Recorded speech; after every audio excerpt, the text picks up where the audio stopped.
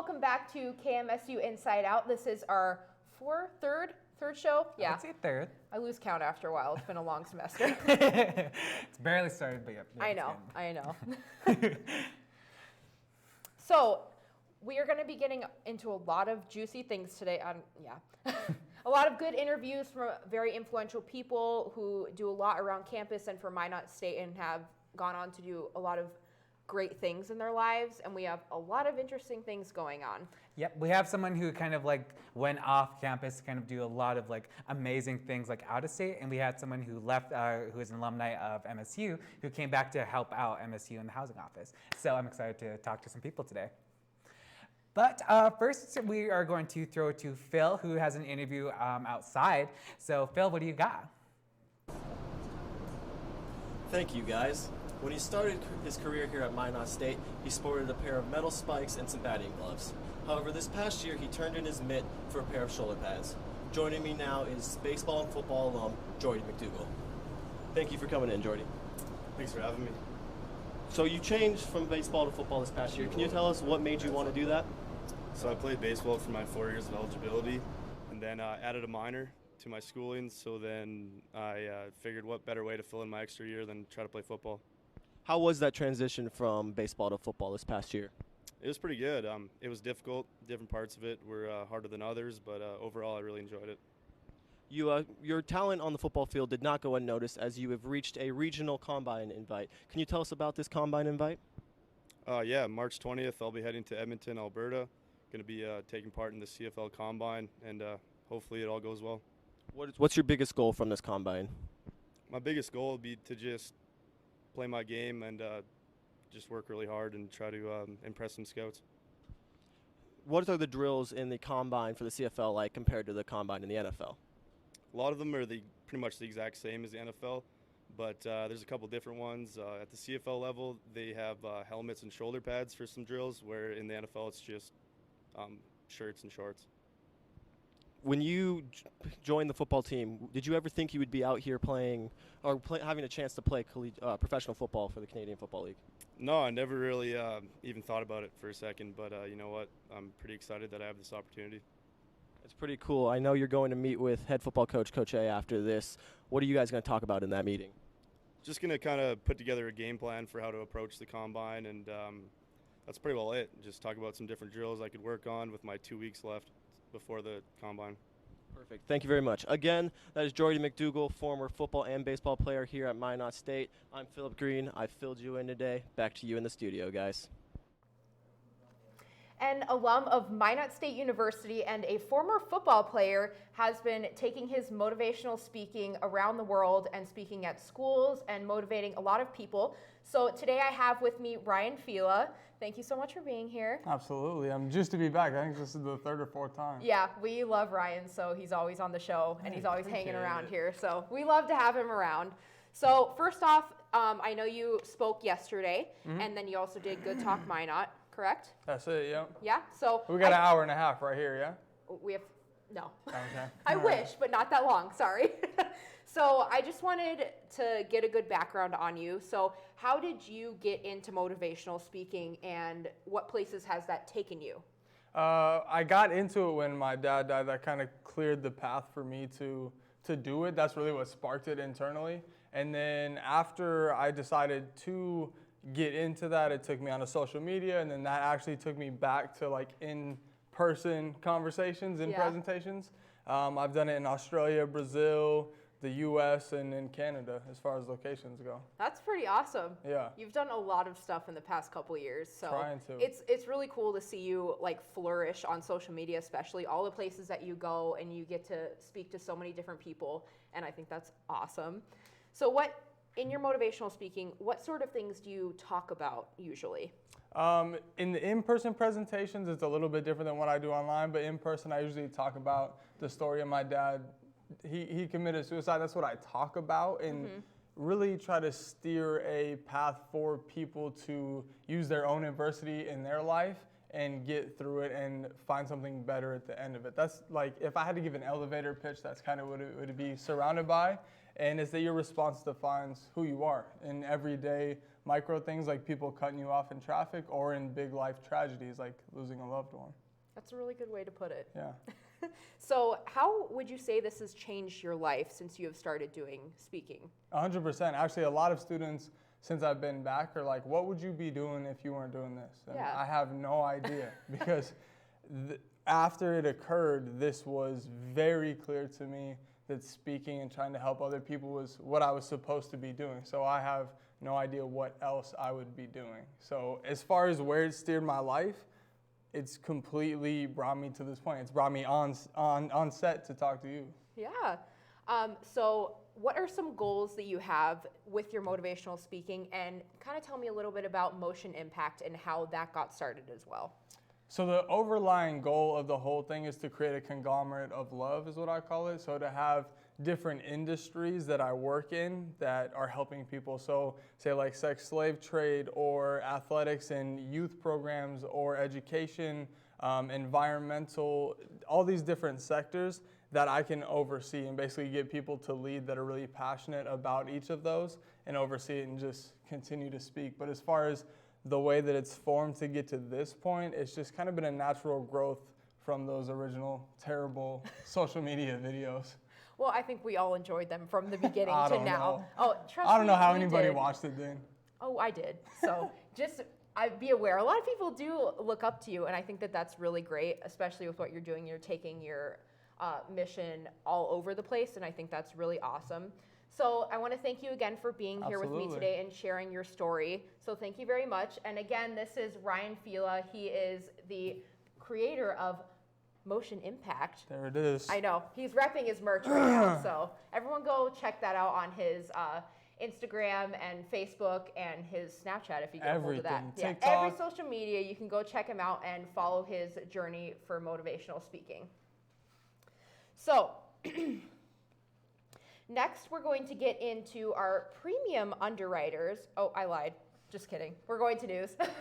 So next up, we have Tyler Lubin with the news, and he's going to tell us a little bit about what's going on campus and the events that are going on soon. I was gonna say I could do underwriters if you like. I'm but- sorry. Well, back then, Magic is coming to the campus of Minot State as one of the most demanded performers in the magic industry. Daniel Martin will be performing in the Beaver Dam from 7 p.m. to 8 p.m. tonight. Martin has been awarded Best Variety Artist and Entertainer of the Year for his talent in the field of magic. Martin has been widely respected by his peers and has even been asked to consult on numerous TV shows, including the Netflix show Magic for Humans. Admission is free for students and staff with a Minot State ID. The Minot State Staff, Senate, and Cross Country and Track and Field team are sponsoring a Frozen 5K Fun Run and Walk on campus Friday, starting at 4 p.m. This is the first ever winter running event on the university. The unique winter race circles the campus, starting and finishing at the MSU Wellness Center. Spicy Pie will serve as the official post-race venue with free hot chocolate while supplies last, and food and drink specials for racers and their families. Cost for the event is $30 per individual for community members, $20 per individual for Minot staff and faculty, and $15 per runner for Minot State students. Walk-ups are welcome, but paying via credit card is only available for pre-registration. Everyone who pre-registers will receive a free Minot State Frozen 5K commemorative beanie. To register, log on to Minot State Frozen 5K website for more information. The Minot Symphony Orchestra is having a themed concert titled Fun and Games on Saturday at 7:30 p.m. The concert will take place at Ann Nicole Nelson Hall. The concert is video game themed and will feature songs from popular games such as Assassin's Creed, The Banner Saga, and much more. Tickets start at $25 for adults and are free for Minot State students with a current ID. For more information on the orchestra and ticket prices, visit their website. The Minot State University Teacher Education and Kinesiology Department is offering a new major in exercise science and rehabilitation. The Bachelor of Science degree offers 7 different tracks for students, ensuring they can choose a route best tailored to their future career path. While the options are designed for different careers, the choices all include a factor unique to MSU's program, rehabilitation throughout the lifespan. And finally, Minot State University will celebrate Homecoming 2020 with a week of festivities, including the university's annual parade and football game on October 10th. The date is a change from the original date planned, as the Northern Sun Intercollegiate Conference had to adjust its 2020 football schedule following the announcement that St. Cloud State and Minnesota Crookston were cutting their football programs. So with a lot coming up, it seems like a lot of exciting stuff going on around campus, and definitely some stuff to look forward to. Are you going to be running? Can't say I will. I'm still from San Diego, so even though it's like 50 degrees, it's still going to be cold for me. It's So, summer here. Come on. Yeah, I haven't gotten there yet, but I will eventually. Yeah, I'm not gonna lie. If I go to the Frozen 5K, it's gonna be for the hot chocolate. Yeah, So, honestly. just saying. It won't be frozen though. No. That's true. I know. It's good. It's hot chocolate though. So next, we're going to get into our premium underwriters, and I did that a little early last time. So we're actually doing underwriters this time, and make sure you stay tuned after that for the weather, and then we're going to have another interesting interview with the Residence Life Coordinator. So make sure you stay tuned after our premium underwriters.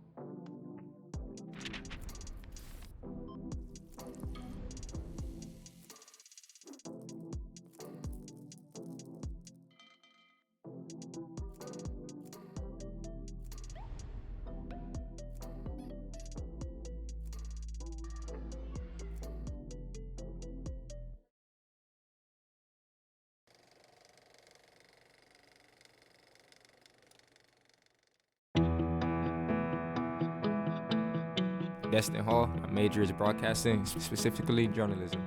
I've always liked photography. I just like to be that guy with the camera. I like interviewing the people. That's just something I always wanted to do. My grandpa always read the newspaper, so I wanted to take that and write in the newspaper because I know he'll be proud. So I want to get all my classes in right now so I can have a lot of experience in the field. So as soon as I get out of college, I can find the job that I really want to do.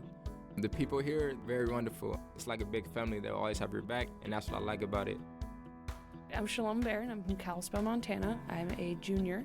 You do a lot of hands-on classes. I've never done newspaper writing until now. I think it's great to be able to actually practice that. When I graduate, I'll actually have pieces that I've written.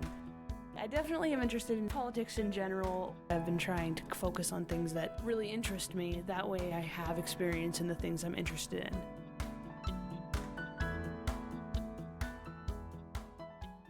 Welcome back from our underwriter break, and we're really happy that you stayed tuned, and we're going to get into some weather, aren't we? Yeah, we've been getting definitely into some back and forth. As you can see, I'm wearing some pants today instead of basketball shorts, so it's I wonder how it's going. So Troy, what do you got? Well, I'm the weather boy, and we got some weather for you here. The next week's going to be a little up and down, a little cold, a little warm. Currently in Minot, it's 37 degrees. The high day will be 38. Probably already reached that. 28 is the low. It did snow earlier this morning. As we take a look at the 7-day forecast for Minot, North Dakota, Friday's going to be sunny, so you can wear shorts Friday. 56 degrees is your high, 32 is your low. 56 will be your high Saturday as well. It will be partly cloudy. 27 is your low. 31 Sunday and cloudy, and 16 is your low. As the week goes on, it'll warm up a little bit. 41 on Monday, 22 is your low, and partly cloudy all week.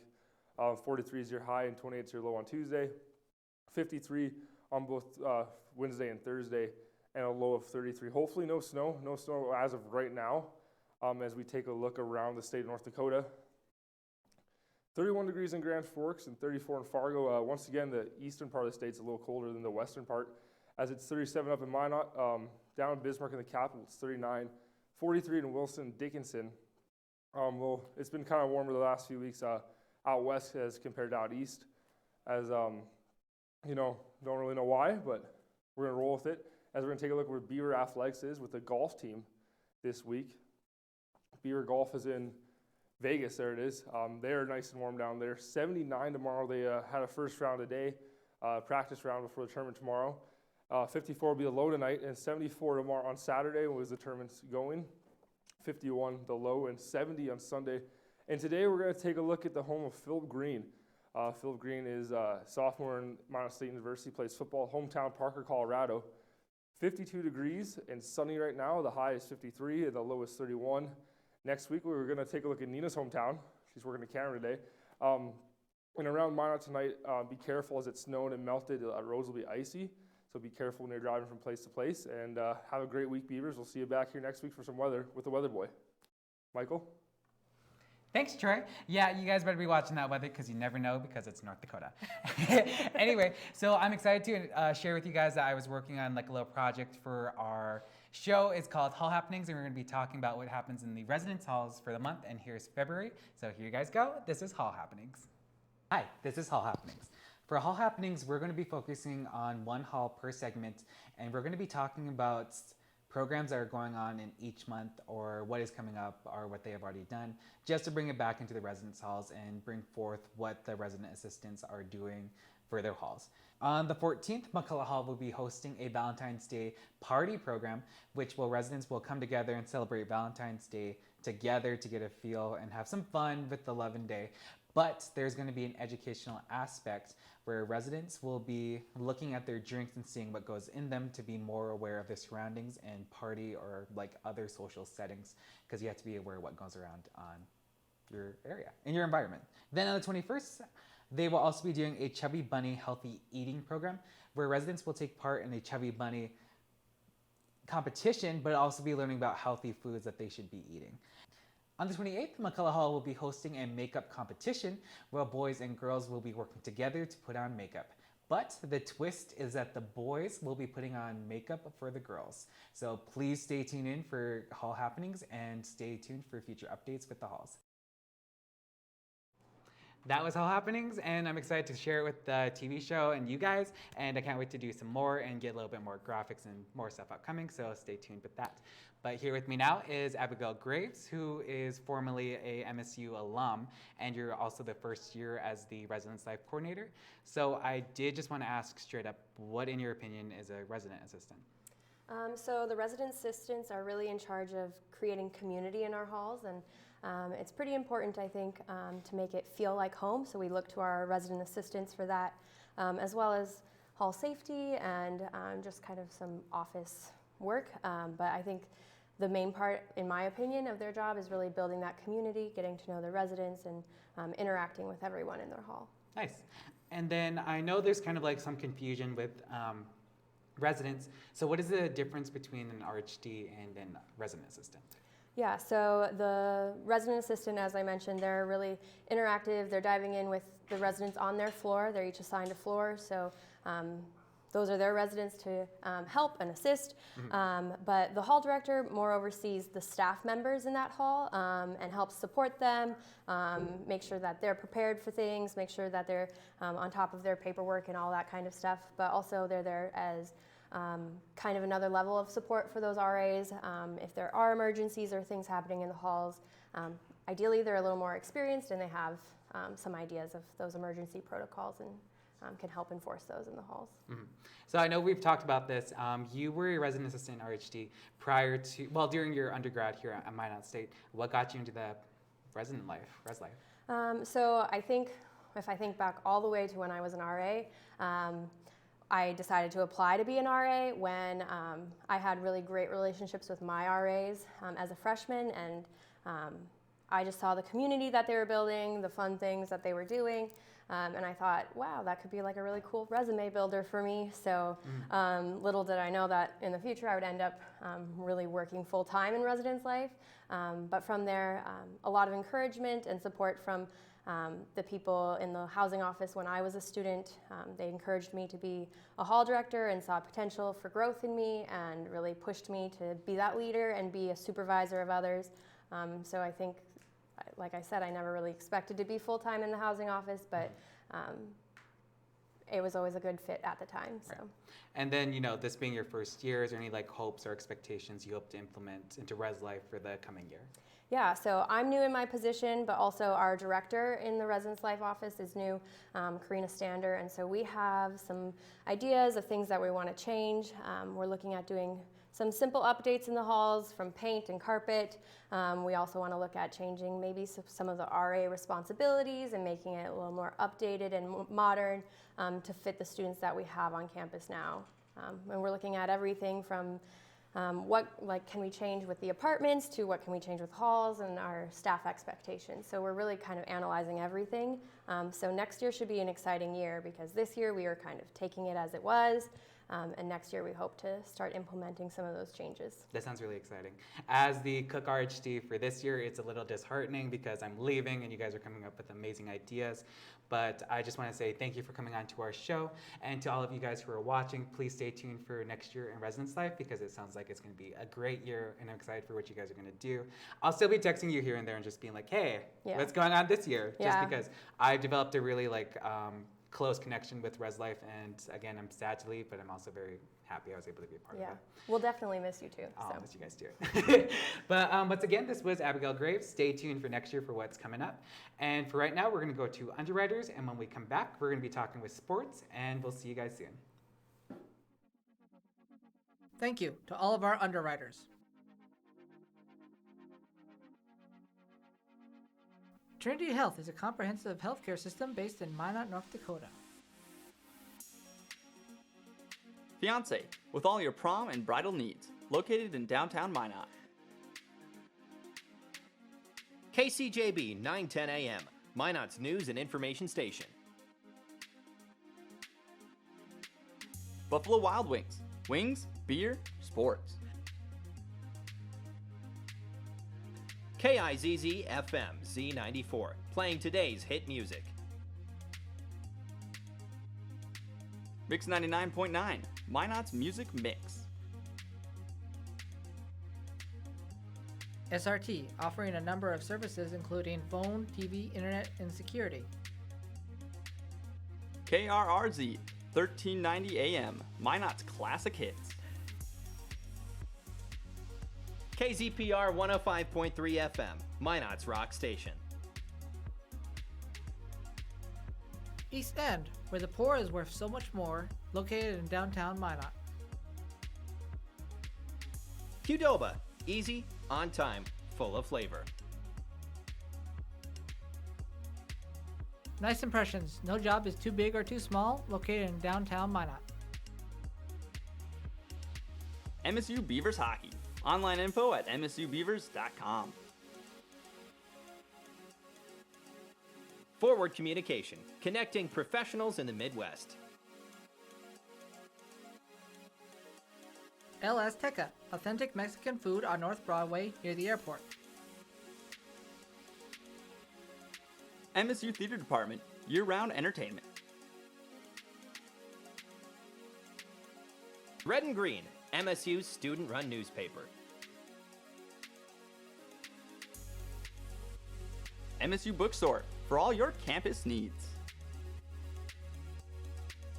Minot Nutrition Addiction, offering healthy smoothies and meal replacements on the go. H-Bar-B Construction, for all your oil field needs.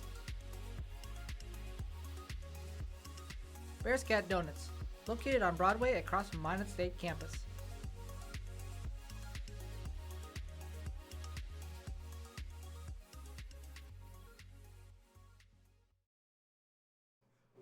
Welcome back from our underwriter break, and we just wanted to thank all of our underwriters for always supporting us and keeping our department going. It's always really nice to have that support from the community. Yeah, definitely. And we've also got for a show of thanks, that we've got a lot of stuff happening this week, especially with sports. I heard there's a lot of things happening with baseball and softball, right? Absolutely. The Beavers played great this week. Boys took on the number 3 ranked team in the nation, played very well. Anyways, let's get into it. How are you now, Beaver fans? This is Caden Cardoso delivering your news. The Beaver baseball team headed to Grand Junction, Colorado this past week to take on the 3rd ranked team in the nation, the Colorado Mesa Mavericks. The Mavericks have not lost a weekend series in the past 9 years and haven't split a series since 2017. However, the Beavers would take the first 2 games to the Mavericks 11-10 and 13-10, marking the first back-to-back loss for the Mavericks since 2016.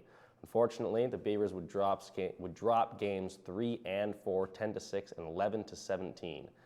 Even after not getting some questionable calls their way, their Beavers were able to score a total of 41 runs this weekend, and there were a total of 17 lead changes. The Beavers now sit at 8-6, which on the surface looks a little average, and is probably the reason we were not even mentioned in the top 25 rankings. But however, all looks on the up and up for the Beavers this year. Don't believe me? Just ask Mesa if they want to play us again. On to the smaller diamond, as the softball team participated in the 3rd installment of the air-supported Dome Invitational Weekend Tournament. The ladies would go 4-0 with wins over Mayville State, Dickinson State, the University of Providence, and Valley City State. Collectively, the women's team outscored their opponents 43-9. The Beavers raked up 41 hits this weekend, so it's safe to say that the Beaver bats are swinging solid. The Beavers have been ferocious on the diamond to start their collective seasons, all without the aid of loud, mysterious bangs and high-definition cameras. The boys are back in action on the 14th of May to take on the University of Sioux Falls, and the ladies are off until March 20th, where they will travel to St. Joseph, Missouri for a weekend series. That was Caden Cardoso bringing your Beaver news. Join us next Thursday, and maybe we'll share a laugh or two again. Eleni, Michael, what do you got? Man, that sounds like really exciting. I can't wait to keep up with baseball and softball. Yeah, absolutely. They're doing really great. Yeah, no, I wouldn't be surprised if the Beavers are ranked within the top 25 within the next week or so. Mm-hmm. Fingers crossed, because again, I'm hoping they do really good. Absolutely. So. And I heard that there's the hockey game coming up too. Yeah, I think they play 2 this week. I think one Friday, one Saturday, both here in Minot. Jamestown, right? Jamestown. Ooh, that's gonna be a really, Those are really good always game. really fun games. Really, really fun. They're so competitive too. It's crazy. It's just packed, and it got a lot of good energy. Can't wait. Fans, especially for Minot State. Especially. So we had a lot of great things going on this show, and we had some really great interviews from Ryan Fila and Abigail Graves from the Housing Office. And make sure you guys tune in next week for another great edition of KMSU Inside Out. And my name is Eleni Garbrandt. I'm Michael Drosdell, and we'll see you guys next week. Later.